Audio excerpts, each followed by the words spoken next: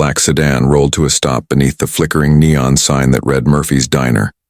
It hummed faintly against the cool Nebraska air, its polished surface reflecting the lonely gas station lights across the street. The door opened with a soft click and Ko Tanaka stepped out. She paused for a moment, her heels clicking against the cracked pavement as a gust of wind lifted a few strands of her perfectly straight hair across her face. She stood out instantly, a portrait of precision and poise against the worn-down facade of the small-town diner. Her silk blouse shimmered faintly under the neon light, and a slim diamond watch, elegant, restrained, expensive, caught the reflection of the buzzing sign overhead. She looked like someone who didn't belong there, someone the town might only ever see on a magazine cover in the grocery store checkout aisle. And yet, here she was, half a world away from Tokyo's skyline, staring blankly at the glowing open sign that blinked like a heartbeat. Inside, the diner was half empty. The hum of conversation was low, the smell of frying oil faint but persistent. The red leather booths were cracked, the walls lined with faded photos of farmers, trucks, and high school baseball teams. A waitress wiped down a counter with the slow rhythm of someone on the last hour of a long shift. Ko entered quietly, her posture as straight as a blade, though her movements betrayed a hesitation unusual for her. She took the stool closest to the window, setting down her purse as if she were placing something fragile. "Coffee, please," she said softly. Her English was deliberate, carefully pronounced, precise, but faintly accented. The waitress nodded, tired but polite, and shuffled off to pour it. Ko folded her hands in her lap, fingers intertwined tightly. The faint tremor in her right hand betrayed what her face would not show. She lifted the cup when it arrived, inhaled the bitter scent, then set it down again untouched. Her reflection in the dark window stared back at her, a woman of wealth, control, and power. A woman who had built an empire and yet, in this quiet American diner, looked unbearably small. Images drifted through her mind like ghosts. The Tokyo skyline at dawn, the clicking of camera shutters at press conferences, the echoing applause from a boardroom after she had secured the Tanaka-Westfield merger. Faces of men in dark suits bowing respectfully, the weight of expectation pressing against her every decision. She remembered her father's voice, stern and unwavering. "If you stop, they'll forget you." She hadn't stopped in 15 years. Now, with the hum of the diner lights vibrating faintly above her, she felt her heart pounding unevenly. It wasn't the adrenaline she was used to, the thrill of closing a billion-dollar deal or silencing a rival. This was different. It was heavier, slower, the kind of pounding that came from deep inside her chest, each beat reminding her of how long she had gone without rest. She pressed her palm against her rib cage, forcing herself to breathe evenly. The waitress passed by and asked if she wanted anything to eat. Ko shook her head. Her lips curved faintly, politely, the way they always did when she didn't mean it. Through the glass, she could see the reflection of the fluorescent light spinning above her. For a moment, she wondered if the world would even notice if she vanished. If Tanaka Industries would continue without her. If the empire she had built would crumble or simply carry on, her name reduced to a plaque on a wall. Her hand trembled again. She clasped it tightly in her lap, fighting the sensation that something was slipping.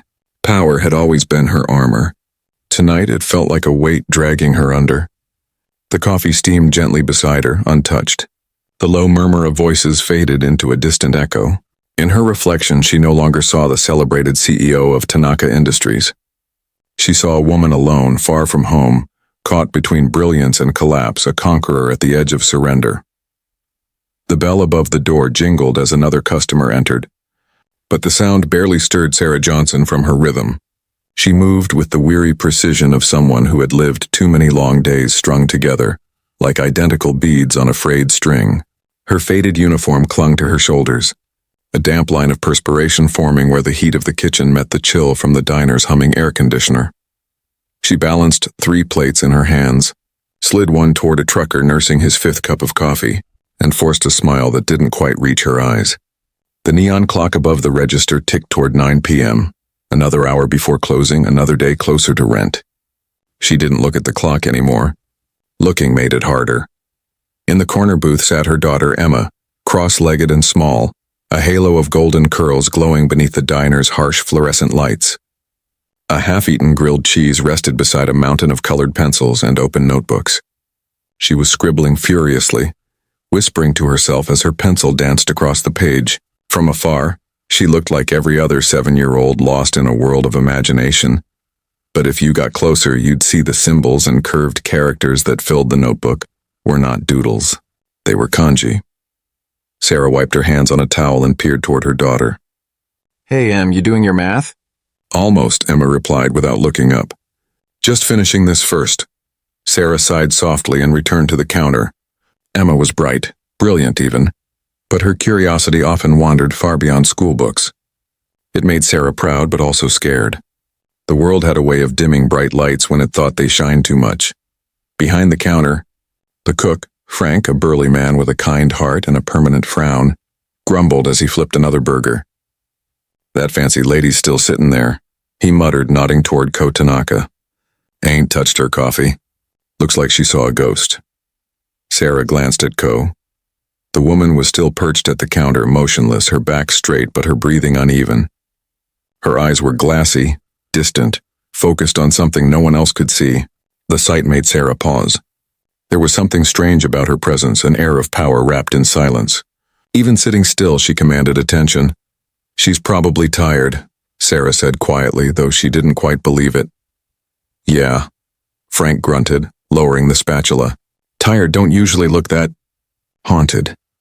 Sarah forced a small laugh, but the truth was, something about the woman unnerved her. Maybe it was the way her hands trembled ever so slightly, or maybe it was how lonely she looked sitting in that pool of neon light, like someone who had climbed too high and realized the air was too thin to breathe. Emma's voice floated through the diner, soft and melodic, murmuring words that didn't sound like English. Sarah turned, puzzled. The little girl was whispering in rhythm, repeating phrases to herself as she drew. Watashi wa neko desu, she said carefully, testing each syllable like a musician tuning an instrument. Emma, Sarah called again, half amused, half concerned. Honey, what are you saying? Nothing, Mama. Emma looked up, her blue eyes wide and innocent. Just practicing. Practicing what? Just words, Emma said vaguely. She smiled, then went back to writing. Sarah shook her head, chuckling softly. Weird kid, Frank muttered affectionately. Smart, though. Talks like she's 30. Sarah smiled faintly. Yeah, sometimes I swear she's lived a life before this one. The clock ticked louder now. The low chatter of the remaining diners faded as the night deepened, leaving only the hum of the overhead lights and the faint sound of wind pressing against the windows. Ko reached for her coffee again, her hand shaking so badly the cup rattled against the saucer. Then suddenly the cup slipped from her grasp. The shatter echoed through the diner like a gunshot. Everyone turned. Ko froze, her breath hitching. Her lips parted, but the words that spilled out weren't English. Tasukete, onegai kokoro ga itai. Her voice trembled, cracking like thin glass. What's she saying? Sarah gasped, stepping forward. Ko's eyes darted around wildly, desperate, terrified. Kiteku tem. Tasukete. She clutched her chest, her body folding in on itself. The trucker stood halfway up from his stool. What's she saying? Anybody? No one answered. Ko tried again, gasping for air, her speech faster, frantic, pure Japanese. The other diners exchanged confused looks. Someone muttered, "Is she choking?" Another whispered, "Drugs? Maybe a seizure?" Ko's chair toppled backward as she stumbled, her breathing ragged. The sound of her heart seemed to fill the room. Sarah ran toward her, catching her just before she hit the floor. "Call 911, Sarah yelled. "Now!" Frank dropped the spatula and fumbled for the phone. The trucker hovered nearby, useless but worried. The young couple in the corner stared in shock, frozen. Ko clutched Sarah's arm with surprising strength, eyes wild. Tasukete kudasai. Sarah's heart pounded. Ma'am, I don't understand. And then, a voice, small but clear, rose from behind the counter. Daijobu desu, it said softly. Koko ni imasu. The entire diner went silent. Sarah turned slowly. Emma stood there, tiny, barefoot, her eyes steady and calm. She stepped closer, her voice unwavering, speaking in perfect Japanese. Ko's eyes locked on the child, disbelief and relief crashing across her face. The chaos in the room seemed to still, as though time itself had paused. Emma took another step forward and repeated gently, Daijobu desu. Watashi wa koko ni imasu. It was the same tone a mother might use to soothe a frightened child, steady, warm, and impossibly sure. Ko began to cry, and in that moment no one in Murphy's diner could speak, not because they didn't know what to say, but because they knew deep down that something extraordinary had just begun. For a few heartbeats, time itself refused to move. The room was frozen, the fluorescent lights humming, the ceiling fan creaking as if afraid to spin. Ko Tanaka's body trembled violently in Sarah's arms. Her breaths shallow, her eyes wide and unfocused. She was trying to speak, but her voice broke apart like glass under pressure. Each syllable that escaped her throat was drenched in panic, words spilling too fast, too foreign for anyone else to grasp, except for the child. Emma's voice cut through the thick fog of confusion like sunlight piercing storm clouds. The diners turned toward her, their disbelief as tangible as the smell of coffee and burnt toast hanging in the air. The girl's bare feet padded softly against the tiled floor as she approached. Her notebook, filled with careful Japanese characters, lay forgotten in the booth behind her. She didn't look afraid. She didn't even hesitate. "Yukuri shite kudasai," she said gently, kneeling beside Ko. "Daijobu. Watashi wa koko ni imasu." Her pronunciation was crisp, her tone soothing, a melody of reassurance. Ko's breathing hitched. She blinked, disoriented, but her eyes locked on Emma's face like a drowning person finding the surface of the water. Tears welled up in her eyes, spilling down her cheeks as she rasped, "Anata wa Nihongo anaseru no?" Emma nodded. "Hi," she whispered, smiling softly. "Watashi wa anata o tasukemasu." "Yes, I will help you." Sarah stood a few steps away, frozen mid-motion, one hand still hovering over Ko's shoulder. Her mouth hung open. She had never heard her daughter sound like this. Her voice carried a quiet authority that no 7-year-old should possess. It wasn't just that she spoke Japanese. It was the calm in her tone, the unshakable serenity in her eyes. The trucker broke the silence. "What in God's name is that little girl saying?" "She's talking to her," Sarah whispered, her voice trembling. "She's actually talking to her." Ko gasped again, clutching her chest. "Kurushi, monega." "Kurushi." "She says her chest hurts," Emma translated quickly. Her heart's racing. She thinks she's going to die. Sarah snapped out of her trance. "Frank, where's that ambulance?" "On its way," Frank shouted, gripping the phone. "They said 5 minutes." Ko's body trembled harder. Her pulse thudded visibly against her neck. Emma reached out and took her hand with surprising steadiness. "Kimochi o shizumete," she said slowly. "Isho ni kokyu shite. So, mo ichido, tsuko shizutsu. Calm your feelings. Breathe with me. Yes. Again. Slowly." And then, something shifted. Ko obeyed. Her ragged breaths began to slow, drawn out by Emma's measured guidance. The child inhaled with her, exhaled softly, and repeated the rhythm again and again until the woman's body stopped shaking. The crowd that had gathered around them remained eerily quiet. No one dared move. The young couple in the corner clung to each other. The trucker's eyes were wet.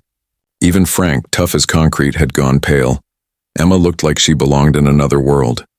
The diner light glinted off her golden curls as she spoke to Ko in a low, steady voice, an angelic figure in pink sneakers, commanding calm in a place built for chaos. After a few moments, Ko's trembling eased. Her head lolled against Sarah's shoulder and she whispered weakly, "Kimi wa tenshi-ka?" "Are you an angel?" Emma shook her head, smiling faintly. "Tenshi janai. Tada no nanoko." "I'm not an angel, just a girl." The sirens wailed in the distance, faint at first, then growing louder. As they approached, Emma looked up at her mother. "Mama," she said quietly, switching back to English. "Tell them she's okay for now, but her heart's still beating too fast. She's really tired and needs water." Sarah blinked. How do you know that?" "She told me," Emma said simply, turning back to Ko, brushing the woman's damp hair from her forehead. The glass door burst open as 2 paramedics rushed in, medical bags slung over their shoulders. "Where's the patient?" one asked. Emma didn't flinch. "Here," she said firmly, still in Japanese. "Kanojo wa kokoro no kodo ga hayai desu. Mizu ga hitsuyou desu. Sore demo daijoubu ni narimasu." Her heartbeat is very fast. She needs water. But she will be okay. The lead paramedic paused mid-step, glancing down at the little girl with confusion. "Wait, did she just..." Sarah nodded numbly. Yeah, she's translating. The medical team knelt beside Ko, checking her vitals, murmuring in clinical tones. Pulse elevated. Blood pressure dropping slightly. Possible dehydration and panic response. She's conscious, barely.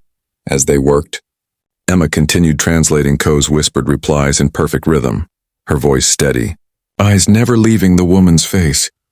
Deep breaths, she whispered. You're safe now. Minutes later, the paramedics lifted Ko onto a stretcher. Before they wheeled her away, Ko reached for Emma's hand, gripping it tightly.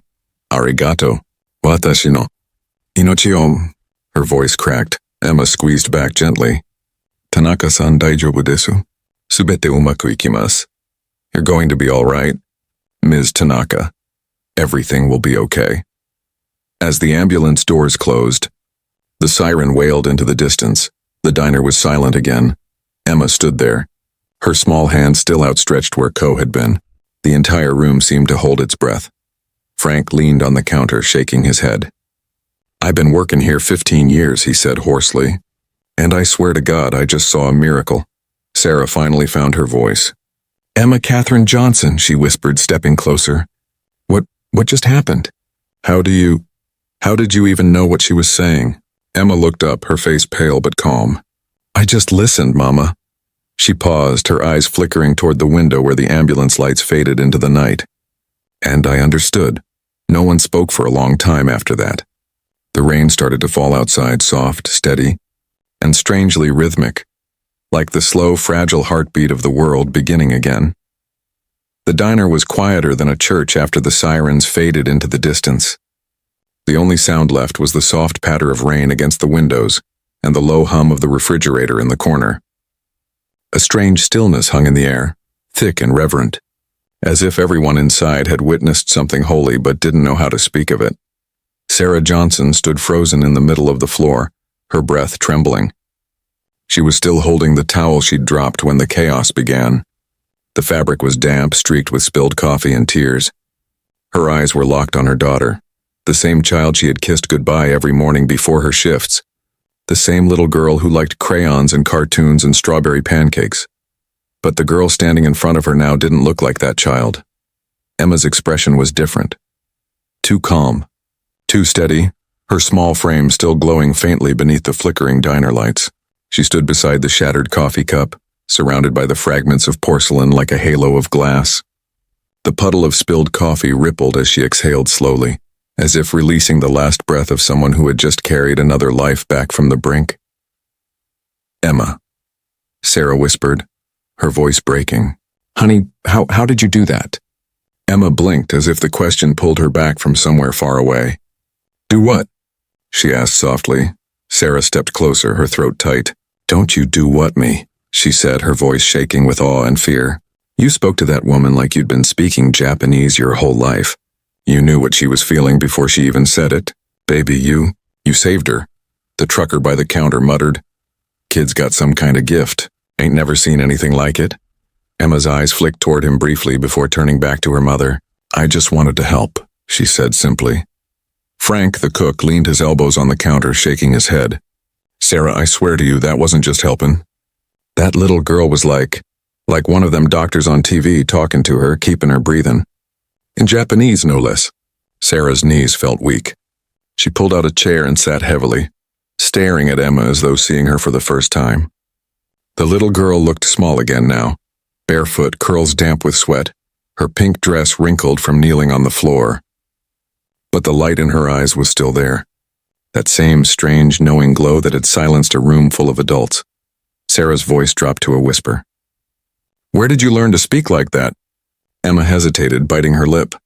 For a second, she looked uncertain, like a child caught doing something she wasn't supposed to. I learned it, she said softly. A long time ago. From where? Emma's eyes lowered. The shows I watch. The ones with the Japanese voices. I wanted to understand what they were saying without reading the subtitles. Sarah blinked. You're telling me you learned Japanese from anime? Emma nodded. And books. And videos online. And a nap. It's been 3 years, Mama. 3 years? Sarah's voice cracked. Emma, you're 7. I started when I was 4. The diner was so still that the rain outside sounded like applause. Frank muttered a low whistle. "Kid's a genius," he said under his breath. But Sarah didn't smile. Her chest ached. Her daughter, her little girl, had been carrying this brilliance, this quiet miracle right under her nose. Learning, growing, preparing for this. "Why didn't you tell me?" she asked, her voice trembling. "Why didn't you ever say something?" Emma shrugged gently. "You were always tired. I didn't want to bother you, and it's not like anyone would believe me." Sarah's throat tightened, guilt cutting deeper than any knife. She reached out, taking her daughter's small hands in hers. "Oh, sweetheart. You could never bother me. Not ever, you just—" Her voice failed her. "You just saved a woman's life tonight." Emma looked down at their joined hands. She was scared, she said quietly. More scared than hurt. Her heart was screaming. Sarah froze. "What do you mean her heart was screaming?" "I could feel it," Emma said simply, before she said anything. It was like her body was shouting for help even when her mouth couldn't say the words right. Sarah felt her skin prickle. "Emma, how could you feel that?" The girl didn't answer right away. Her gaze drifted to the diner window, where the reflection of lightning danced across the glass. For the briefest moment, her expression seemed older, ancient even. She whispered something under her breath, so softly Sarah almost missed it. Because she wasn't supposed to die yet. Sarah's blood ran cold. "What did you just say?" Emma turned back to her mother and smiled faintly, that strange calm returning to her eyes. "I just knew she needed help," she said, her voice barely above a whisper. That's all. But Sarah knew there was more. There was something hidden beneath her daughter's innocent tone, something vast and unspoken. The storm outside grew heavier, the diner lights flickering as thunder rolled across the sky. The trucker gathered his coat and muttered a shaky goodnight. Frank locked the front door, still muttering about miracles. Soon, only Sarah and Emma remained in the empty diner, surrounded by the echoes of what had just happened. Sarah sat in silence, her hand resting gently on her daughter's curls. "You scared me tonight," she whispered. "You amazed me, but you scared me too." Emma leaned into her mother's arm, eyes already growing heavy. "It's okay, Mama," she murmured sleepily. "She'll be fine now." "I told her to rest," Sarah frowned. "You told her?" Emma nodded drowsily. "She promised." "Promised what, honey?" Emma's lips curved faintly as she drifted toward sleep. "That she'd come back." Sarah didn't understand what that meant. Not yet. But 3 days later, when a black car pulled into the diner parking lot again and the elegant woman from Japan stepped inside with a letter and a gift, the meaning would become clear, and it would change their lives forever. The storm had long passed. 3 days later, Murphy's diner basked under the soft glow of a cloudless afternoon.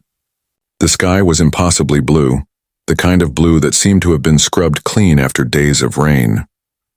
The smell of coffee and fried eggs drifted lazily through the air. It should have been an ordinary day, just another lunch rush in a small Nebraska town. But Sarah Johnson couldn't shake the feeling that the world had shifted somehow. She caught herself glancing at the door every few minutes. Not because she expected anyone in particular, but because a part of her, some quiet, inexplicable instinct, told her that something was about to happen. "Order up."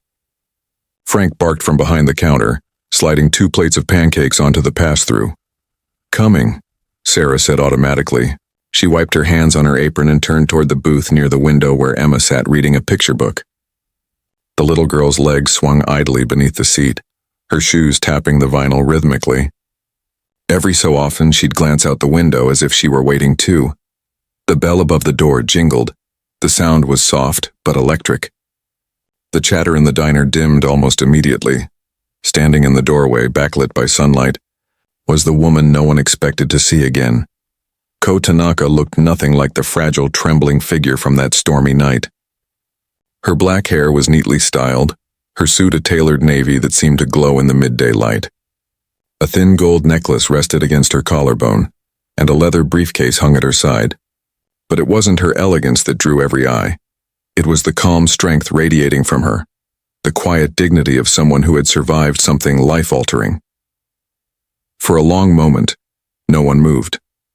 Then Sarah dropped the stack of menus she'd been holding. "Oh my goodness," she breathed. "You're..." Ko smiled warmly. Better, she said. Her accent carried that smooth, lyrical edge again, but her voice was steady this time, confident, alive. Sarah rushed forward, hands fluttering nervously. You shouldn't be up and about yet. Are you sure you're okay? I am, Ko said gently. Because of your daughter. At that, the entire diner turned to look at Emma. The little girl had stood up quietly, her book closed on the table. She looked almost shy as Ko approached, but there was something in her eyes, a knowing calm, the same serenity she'd had that night. Ko knelt down to her level, her expensive fabric creasing without hesitation. Her eyes softened, glistening. Emma, she said slowly, her Japanese accent curling around the syllables. Watashi no inochi o sukute kurete. Arigato. Emma blinked, recognizing the words instantly. You're welcome, Tanaka-san, she replied in perfect Japanese. I'm happy you're okay. Ko's breath caught. She hadn't expected to cry, but the tears came anyway. Sarah stood behind the counter, her own eyes wet. She had seen people break down before, from exhaustion, from loss, from too much life pressing down at once. But never like this. Ko Tanaka, the woman from across the world, the woman who had probably dined with presidents and commanded boardrooms, was crying in her small-town diner, kneeling before her daughter. Ko reached into her briefcase and took out a small, elegant box, ivory-colored, wrapped with a silver ribbon. This is for you, she said softly, handing it to Emma. Emma opened it carefully. Inside was a delicate fountain pen, white lacquer with a gold nib, the kind of pen that belonged in a museum, not a child's hand. Etched along the barrel were 3 words in Japanese characters. Kokoro wa michibiku, Emma read aloud, smiling. It means, the heart leads the way. Ko nodded. Yes, you led mine back. Frank coughed into his hand, pretending not to wipe at his eyes. The trucker from that night, sitting at the counter again, muttered something about needing a minute. Even the air seemed to shimmer with emotion. Ko stood slowly, turning toward Sarah. Your daughter saved me, she said firmly. But she also reminded me what I had forgotten. Sarah frowned softly. What's that? That I am not made of my success, Ko replied. For years I chased something, money, power, recognition. I told myself it was for my company, for my family's name. But the truth is, her eyes lowered. I forgot how to breathe. That night your daughter reminded me that being alive is something to be grateful for. The diner stayed silent, every soul listening. Ko exhaled deeply, regaining her composure. I used to believe strength meant never falling. Now I know it means allowing yourself to be helped when you do. She smiled gently, looking back at Emma. From now on, I will rest when I need to, eat when I'm hungry, and remember the voice that told me to breathe. Emma's small voice broke the silence. That's good, she said simply. Everyone forgets sometimes. Ko laughed through her tears, a clear, light sound that filled the room like sunlight. You are wise beyond your years, little one. As she prepared to leave, Ko placed a hand on Sarah's shoulder. I have made a donation, she said softly, for your diner, for Emma's future. It is not charity, it is gratitude. Sarah's eyes widened. Oh no, you don't need to. Ko shook her head gently. Please, you have both given me something money cannot buy. She turned to Emma one last time and said in Japanese, Kimi no kokoro wa sekai o kaeru. Your heart will change the world.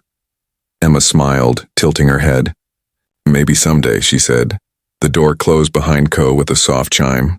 Outside, her car pulled away into the bright afternoon, the sunlight catching on the sleek black surface until it disappeared beyond the horizon. Inside, Sarah turned to her daughter, her voice trembling with love. Do you have any idea what you've done, baby? Emma just shrugged and smiled, the same small, mysterious smile she'd worn that night. I just listened, Mama, she said. That's all. And for the first time in a long, long while, Sarah realized that maybe, just maybe, that was what saving someone really meant. The bell jingled again as another customer walked in. Life resumed. But Murphy's diner would never be quite the same, because on one stormy night in a forgotten town, a 7-year-old girl had reminded the world, and a billionaire, that sometimes the smallest voice can be the one that saves your life. Autumn came slowly to Nebraska that year. The air grew crisp and gold. The leaves turned to fire, and the days began to hum with that quiet melancholy that only small towns seem to know. Murphy's diner still smelled of coffee and cinnamon pancakes, but something about it had changed. The regulars couldn't say what it was exactly. Maybe the air felt lighter. Maybe the smiles came easier. But there was a warmth in that little diner now that hadn't been there before. It had been 3 months since the night Ko Tanaka collapsed on its floor. The memory still lived in the corners of the diner. The faint scratch on the tile where the coffee cup had shattered. The reflection of the lights where the ambulance had parked. But now when people spoke of it, they didn't whisper about the chaos. They spoke of the girl. They spoke of Emma Johnson. Every morning before school, Emma sat at the corner booth doing her homework, her legs swinging above the floor. Sometimes she practiced her Japanese quietly, the soft syllables flowing from her lips like a secret melody. Frank always pretended not to listen, though everyone knew he did. "You know, kid," he'd grumble with a grin, "I still don't understand half the stuff you say, but it sure sounds smarter than me." Emma would giggle and hand him a note she'd written in neat characters. "This one means friend," she'd explain. "Tomodachi," he'd nod solemnly. "Tomodachi," he'd repeat, sounding out the syllables carefully. "Guess that makes us friends then." The diner's regulars loved her. They brought her pencils, little notebooks, old coins from travels. Everyone seemed to know they were in the presence of something special, but no one could quite explain why. Only Sarah still felt the quiet tremor of awe that hadn't left since that night. Some evenings, when the diner had closed and the lights dimmed, she would watch Emma at the window, writing carefully in her little notebook. "What you working on, sweetheart?" "Practicing kanji," Emma would answer without looking up. Sarah would nod, her heart swelling with pride, and something else. Something she didn't have a word for. It was a mix of wonder and fear. Wonder that her daughter could learn such beauty on her own. Fear that maybe she'd been given a gift Sarah didn't know how to protect. Then, one gray October afternoon, a letter arrived. It came in a cream-colored envelope, postmarked from Tokyo, the handwriting graceful and deliberate. There was no return address, only a small embossed T on the flap. Sarah's fingers trembled as she opened it. Inside was a letter written in perfect English. "Dear Mrs. Johnson, I hope this finds you both well. I have thought often of the night we met. It was a night that saved my life in more ways than one. I was a woman who had forgotten how to rest, how to listen, how to feel. Your daughter reminded me that power is not control, it is kindness. I have made arrangements for Emma's future studies. Please do not be alarmed. It is not charity, it is gratitude. You gave me back my humanity. Allow me to give her the tools to build hers. Enclosed, you will find a scholarship confirmation for a private international program for gifted children. It is fully funded, and Emma has already been pre-approved through her early academic achievements. She may begin whenever she is ready. With deepest respect, Ko Tanaka." Sarah sat at the counter, the letter trembling in her hands. She read it again and again as though afraid it might vanish. Emma stood beside her, her small hands clutching the edge of the counter. "What's it say, Mama?"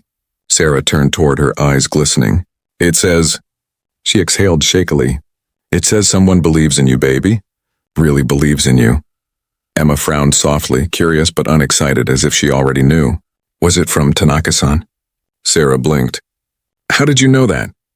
Emma smiled faintly. "She told me she'd help someday, when she left the diner. Remember?" Sarah stared at her daughter, the calm in her voice, the quiet confidence that seemed to carry the weight of ages. And for the first time, she didn't question it. That evening, the two of them sat outside the diner on the old wooden bench. The sunset washed the fields in amber light. Sarah ran her fingers through Emma's curls. "You changed her life, you know," she whispered. Emma looked toward the horizon, her eyes reflecting the last glow of the setting sun. "She changed mine too. How so, sweetheart?" "She taught me that even grown-ups can forget what it means to be alive," Emma said softly. "And that sometimes you just have to remind them." Sarah felt tears spill down her cheeks. She turned her face toward the sky, whispering a silent thank you to life, to fate, to whatever had brought that strange night to their doorstep. And somewhere across the ocean, in a high-rise office overlooking Tokyo Bay, Ko Tanaka stood at her window, holding a photo she had taken on her last visit to Murphy's diner. In it, Emma's small hand rested in hers, their smiles almost identical. Ko smiled to herself. Arigato, she whispered to the photo. You saved more than my life. Back in Nebraska, a little girl closed her notebook, folded her hands in her lap, and whispered a single Japanese phrase that drifted into the evening air like a prayer. Kokoro wa Michibiku, the heart leads the way. The years slipped by like pages in a well-worn book. Murphy's Diner remained where it had always been, on the corner of Maple and 3rd, under that stubborn neon sign that still buzzed faintly in the summer air. But inside, everything had changed. The old photos on the wall had been joined by new ones. Pictures of Emma Johnson at science fairs, school ceremonies, debate competitions, and, most recently, standing in front of a banner that read, Future Leaders Scholarship Award. The girl who once spoke gentle words of Japanese to a stranger in distress was no longer a little girl. At 18, Emma carried herself with quiet confidence, the kind that came not from pride but from purpose. Her blonde curls were now tied back neatly. Her blue eyes still shimmered with that same thoughtful calm. She had graduated high school at the top of her class, accepted into a prestigious international program in linguistics and global studies, but she wasn't leaving. Yet because something bigger, something rooted in that night so many years ago, was finally coming full circle. Sarah watched from the diner doorway as her daughter stood by the window, greeting a line of guests that stretched past the counter. Frank, now grayer but just as loyal, was serving coffee to anyone who looked like they needed warmth more than caffeine. The atmosphere buzzed with quiet excitement. A banner hung across the back wall, the letters hand-painted in elegant script, the Tanaka Johnson Foundation. Kokoro wa Michibiku, the heart leads the way. Sarah still couldn't believe it. 5 years ago, the first letter had come from Japan, announcing that Ko Tanaka wished to fund a small scholarship for underprivileged bilingual students in Nebraska. Just a beginning, Ko had written. The smallest light can ignite a sky full of stars. But over time, that small act had grown into a movement. The scholarship expanded into a foundation, run jointly by Tanaka Industries and Emma Johnson, who had become its youngest co-founder. Together, they created opportunities for children who reminded them of the girl who once learned a language no one expected her to. And now, Ko Tanaka was coming back. The bell above the door chimed, and every head turned. Ko entered gracefully, her posture still regal, though the years had softened her edges. Silver strands threaded through her jet-black hair, and faint lines traced her once immaculate face. But her smile was radiant, the same one that had lit that diner years ago. Tanaka-san, Emma exclaimed, crossing the room in seconds. Ko's eyes shimmered with pride. Emma-chan, she said warmly, embracing her. Look at you. You've grown taller than I imagined, and stronger too. Sarah stood nearby, tears already brimming. It's so good to see you again, she said, her voice thick with emotion. It's good to be back, Ko replied softly, glancing around the diner. It feels like the same, except now it carries a heartbeat larger than before. She gestured toward the banner. I heard about your work, Emma. I read every letter, every report. What you've built here, it's more than I ever dreamed of. Emma smiled shyly. It's what you started, Tanaka-san. Ko shook her head gently. No, you started it. You taught me that understanding can save a life, that one act of empathy can ripple through generations. I only gave it a name. You gave it meaning. The room grew still again, not with awe this time, but with reverence. Ko reached into her bag and pulled out a folder, thick with documents bound in silk ribbon. This, she said, handing it to Emma, is the final stage.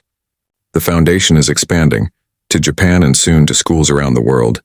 You will oversee it alongside me. It is time the student becomes the teacher. Emma froze, the weight of the offer pressing against her chest. I don't know what to say, Ko smiled, eyes soft. Say nothing. Just do what your heart tells you. It has never led you astray. For a long moment, the two stood together, mentor and student, bound by something deeper than words. Sarah watched silently, her heart full to bursting. The applause came naturally. It started with Frank, wiping at his eyes with a napkin, then spread through the diner until the entire room was filled with clapping, laughter, and tears. Ko and Emma bowed slightly to the crowd. Ko's old-world grace mirrored by Emma's youthful humility. It was a picture of continuity, of compassion passed from one generation to the next. Later that evening, as the sun dipped below the fields and painted the diner in golden light, Emma stepped outside with Co. The air was warm and sweet, carrying the faint smell of rain-soaked earth. Co looked toward the horizon. "When I was your age," she said quietly, "I wanted to conquer the world. But you," she smiled, "you chose to understand it. That's a much greater victory." Emma looked up at her voice calm but certain. "You taught me that, Tanaka-san. You showed me that power doesn't live in boardrooms, it lives in moments. Small ones," Co nodded slowly. "Then promise me one thing. Anything. When you're older and the world asks how a girl from a diner in Nebraska changed so many lives, tell them the truth." "What truth?" Co's eyes glistened. "That kindness is the greatest language of all." The sun slipped fully beneath the horizon, leaving the sky streaked with soft pink and violet. The lights of Murphy's diner flickered on, glowing against the dusk. Inside, Sarah laughed with Frank as they cleaned up, the bell above the door chiming softly in the evening breeze. Emma and Co stood outside a moment longer. Side by side, the young woman and the once weary CEO, their silhouettes framed against the dying light. Two lives, once strangers across oceans, forever bound by one miraculous night, and the quiet understanding that when the heart leads, the world follows.